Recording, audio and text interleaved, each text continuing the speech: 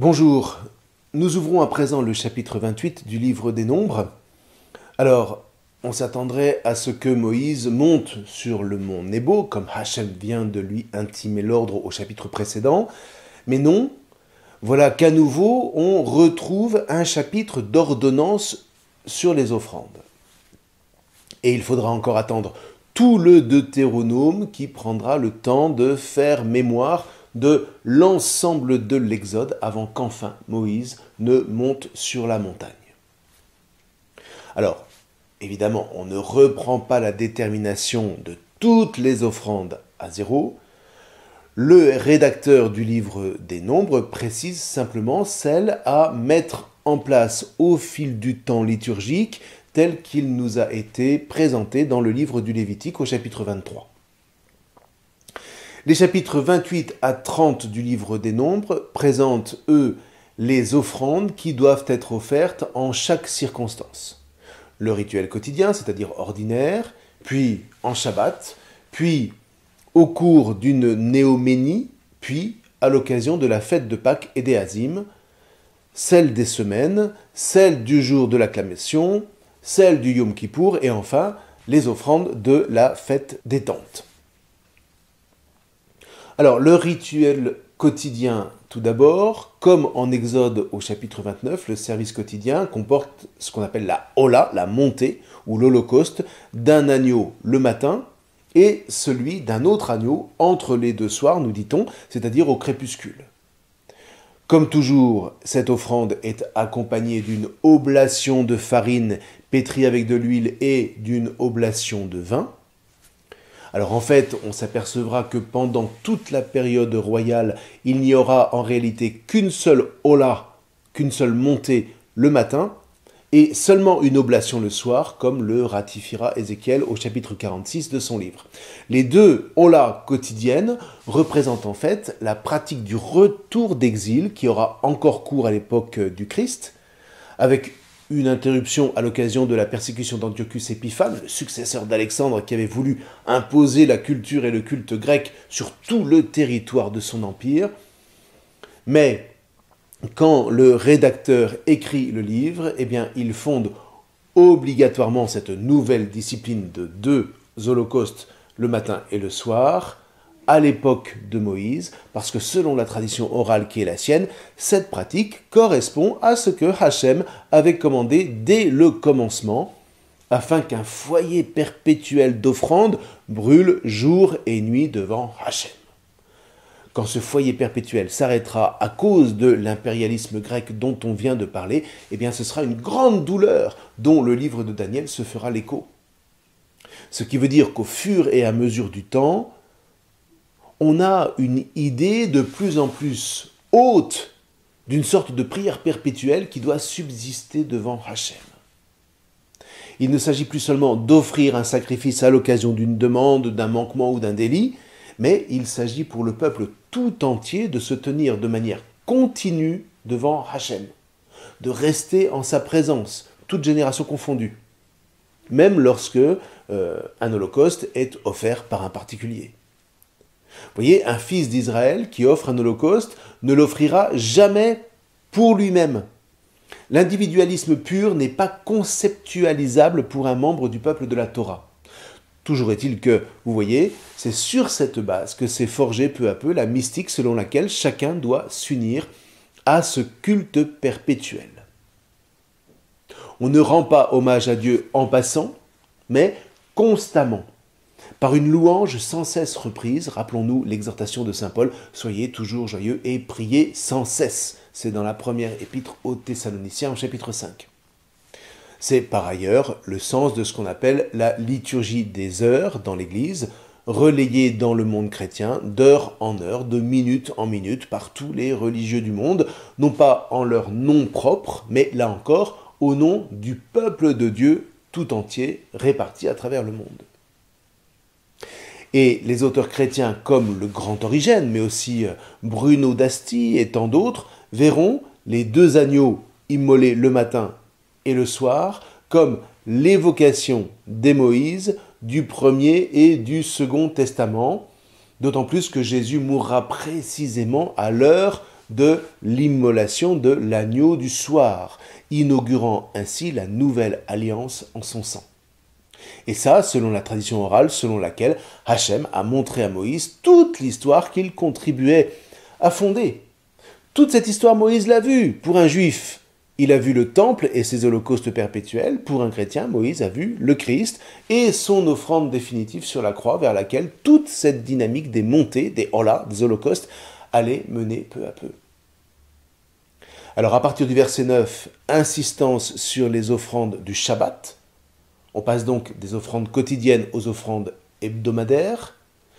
Au verset 11, on passera aux offrandes mensuelles et à partir du verset 16, aux offrandes annuelles. Vous voyez, de ce point de vue-là, le texte est d'une logique, somme toute, assez simple. Concernant le Shabbat, c'est la première fois qu'on parle d'offrir des montées supplémentaires en plus des montées quotidiennes, des holas, des holocaustes toujours.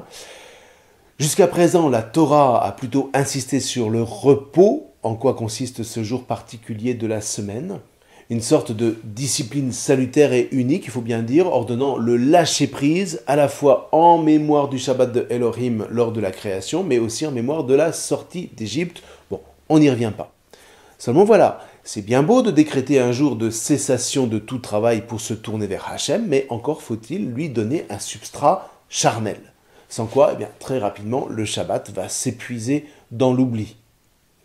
D'autre part, il faut le référer, comme toute prescription de la Torah à partir de Moïse, à la pratique du Mishkan, ce qui signifie que le Shabbat n'est pas une pratique à part du reste, et même dans le cas où on sera loin de ce Mishkan, en exil, ou tout simplement à plus d'une journée de marche, eh bien, on va s'unir particulièrement, grâce au repos de ce jour, aux montées qui sont offertes à cette occasion, dans la mesure où ces montées, ces holocaustes, sont le lieu où se vit charnellement, rappelez-vous, l'élévation du peuple vers Hachem.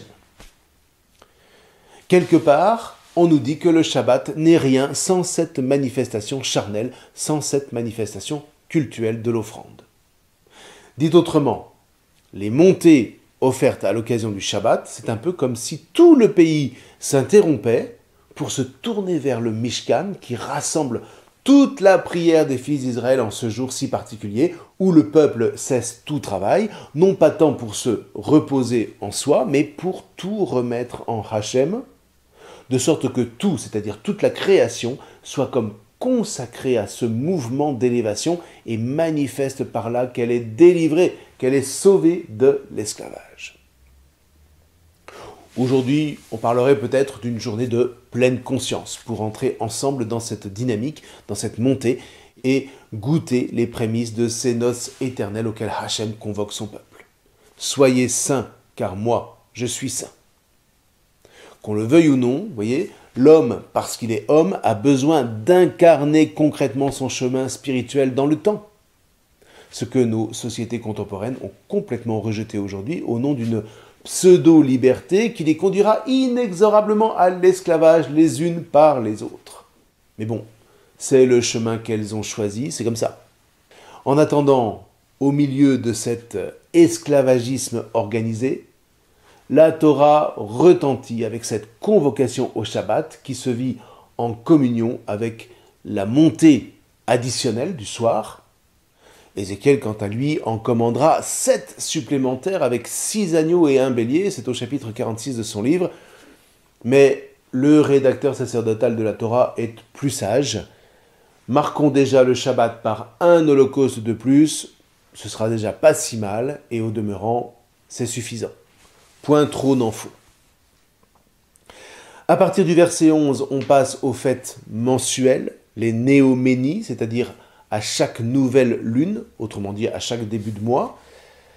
Alors là, il semble qu'on ait vraiment une très ancienne coutume païenne, mais qu'Israël assumera sans difficulté. Elle est particulièrement bien racontée dans le premier livre de Samuel au chapitre 20. Saül la célèbre très joyeusement pendant 2 jours et elle est accompagnée d'un repas sacré auquel ne peuvent prendre part que ceux qui sont rituellement purs. Une néoménie, c'était un jour chômé, comme le Shabbat, et en général, eh bien, il semble qu'on choisissait ce jour pour aller visiter un homme de Dieu. C'est une fête mensuel, donc qui durera jusqu'à l'époque du Nouveau Testament et puis qui disparaîtra peu à peu. Il ne reste aujourd'hui que la néoménie du 7e mois qui marque le début de l'année liturgique chez nos frères juifs. On en a parlé à propos du chapitre 23 du Lévitique et on va la retrouver au chapitre suivant. Toujours est-il que le rédacteur dans la ligne d'Ézéchiel établit la règle des offrandes à offrir à ces occasions. Bon, il y aurait beaucoup de choses à dire symboliquement parlant, mais ça nous dépasse dans le cadre de ces vidéos. Ce qu'un chrétien doit retenir, c'est que ces néoménies, dira Paul, ne sont que l'ombre des choses à venir. Que personne ne vous juge pour des questions de nourriture ou de boisson, ou à propos de fêtes, de nouvelles lunes, de néoménie, ou de Shabbat. Tout cela n'est que l'ombre de ce qui devait venir, mais la réalité, c'est le Christ. Et c'est vrai. Même là, pour le rédacteur sacerdotal, la question n'est pas de célébrer les néoménies pour les néoménies.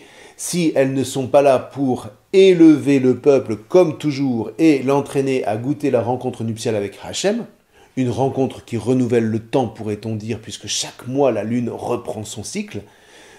Donc, si les néoménies oublient leur fondement, eh bien, elles deviennent juste inutiles.